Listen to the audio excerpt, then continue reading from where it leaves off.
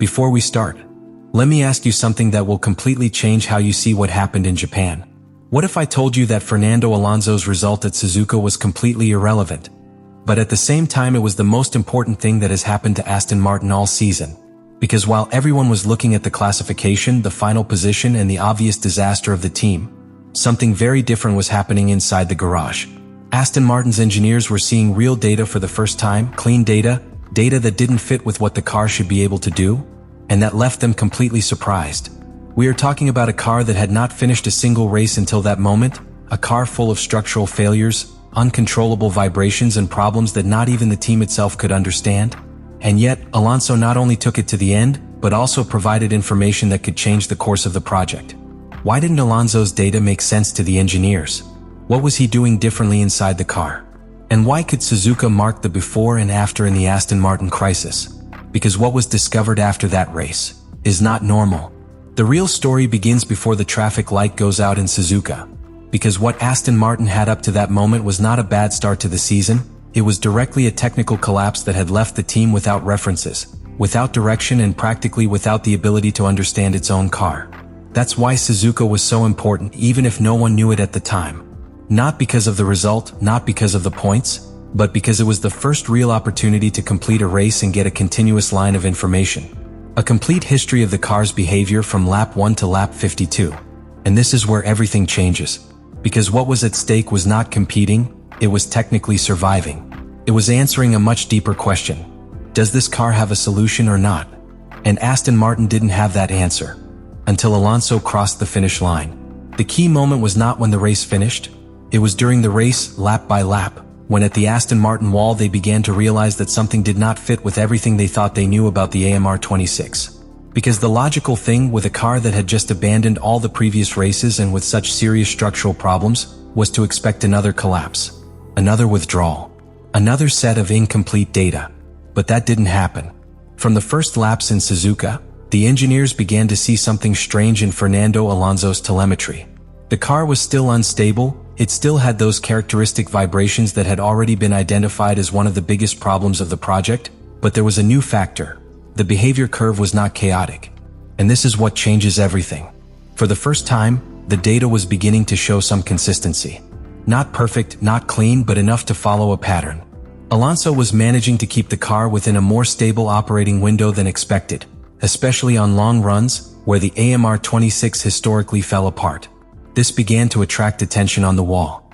Because when they analyzed specific sectors, they saw that Alonso was modulating the behavior of the car in critical areas of the circuit, such as the fast corners of Suzuka, where the level of downforce and lateral forces usually amplify any structural problem. And yet, the car was not reacting as violently as in previous races. Not because the problem had disappeared, but because Alonso was managing it. And this is where engineers really start to be surprised. When comparing the data from Japan with that from Australia and China, they found clear differences in 3 key areas: cornering consistency, tire degradation, and straight line stability despite vibrations. The most shocking thing was not that the car had radically improved, but that Alonso was creating a kind of artificial operating zone, a way of driving that softened the most extreme peaks of the car's behavior. This was not planned. It wasn't in any model. It wasn't something the team had designed. It was pure pilot. And that generated an immediate reaction within the team, to start analyzing each lap as if it were gold.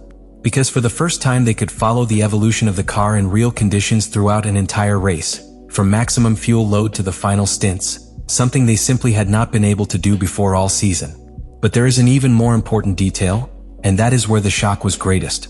The engineers expected that as the laps went by, the car would worsen drastically. That vibrations increased, that tire wear skyrocketed, that performance plummeted. However, what they found was that the degradation was more controlled than expected within the overall chaos of the car. That completely broke his expectations, because it meant that the problem was not affecting all areas equally. There were areas of performance that were still exploitable if understood correctly. And that is invaluable information in Formula One. At that moment, the race stopped being a simple survival and became an experiment in real time. Each turn by Alonso became a piece of the puzzle. Every correction, every line, every way of managing the throttle or corner entry was generating data that the team had never had. And most importantly, data that finally made sense. Therefore, while from the outside it seemed like an irrelevant race in the last positions, something completely different was happening inside the Aston Martin garage. They were beginning to understand their car. And when a team goes from not understanding anything to starting to see patterns, even if they are minimal, that's when everything can change. And then comes the most important moment in this whole story. When the screens on the pit wall go off, the car enters the garage and the Aston Martin engineers do what really defines a Formula One team. Sit down, analyze and face the truth. Because until that moment, everything they had experienced was uncertainty. But now they had something completely different. They had a complete race, a continuous sequence of data, a seamless technical history that they could dissect lap by lap. And what they found, it didn't make sense. When they began to cross-check the telemetry, the first thing they detected was that many of the structural limitations of the AMR26 were still there. The vibrations had not disappeared, the car was still inherently unstable and the underlying problems were still present. But what didn't add up was how those issues were impacting, or rather, how they were not impacting actual performance during the race. Because according to their models, that car should not have finished. And much less in that way. This is where the real point of shock comes within the team. Fernando Alonso had managed to decouple, to a certain extent, the car problem from its direct impact on track performance. That is to say, he had managed to make a car with serious structural flaws work within an operating range that the engineers themselves did not believe was possible. When they began to compare previous simulations with real data, the differences were evident. The car, in theory, should have suffered much more aggressive peaks of instability, much more critical degradation and progressive collapse over long runs. But none of that happened to the extent expected. And that could only mean one thing. The driver was changing the actual behavior of the car.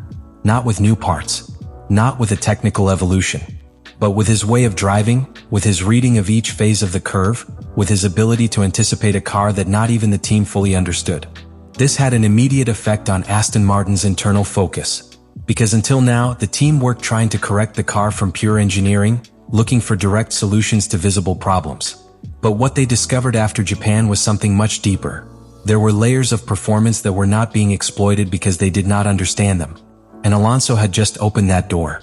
The engineers began to reconstruct the complete map of the AMR26 behavior based on what Alonso had done during the race. Not in what the car was supposed to do, but in what it had actually done under his hands. This is key. Because in Formula One, when reality contradicts the simulation, it is the simulation that is wrong.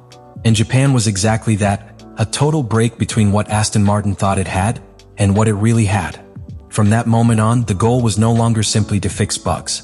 Now the focus was on understanding why Alonso was able to find stability where it should not exist, why he could manage tires in a car that destroyed its own runs, and why he could complete a race when everything pointed to another retirement.